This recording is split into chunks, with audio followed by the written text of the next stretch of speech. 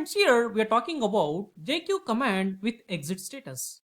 See, first of all, exit status of any command can be found using $? On Unix or Linux systems.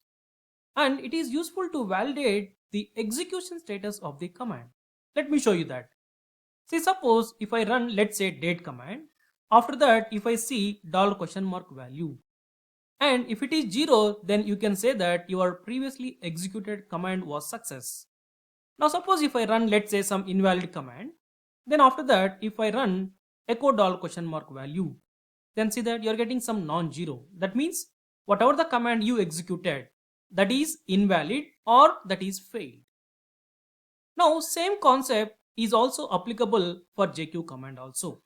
But the default exit status from JQ command is 0 irrespective of the operation status. Let me show you that. See, suppose if I take, let's say, sample.json.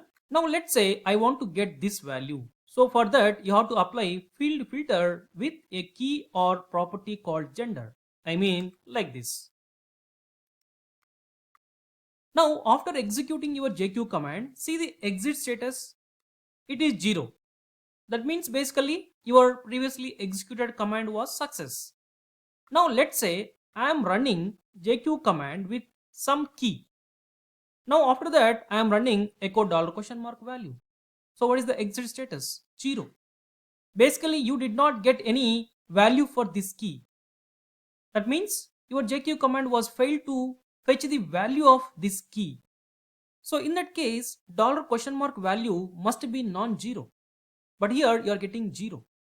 That's why I am telling that the default exit status from JQ command is 0 irrespective of the operation status. Now suppose if you want to know the exact status of the JQ command, then you have to pass -e option for your JQ command in this way. Now see, suppose I am taking JQ-e, then your required key from sample.json. Now after that if you run, see, now you are getting non-zero, means your JQ command is failed to fetch the value for this key, for this property. Now suppose if you provide, let's say, valid key, and here I am passing -e option. So after that if you see $? It is 0 because you got the value for this key, for this property.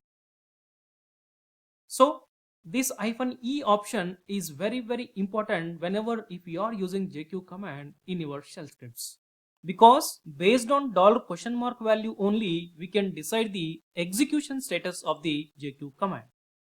That's it. Okay, thank you.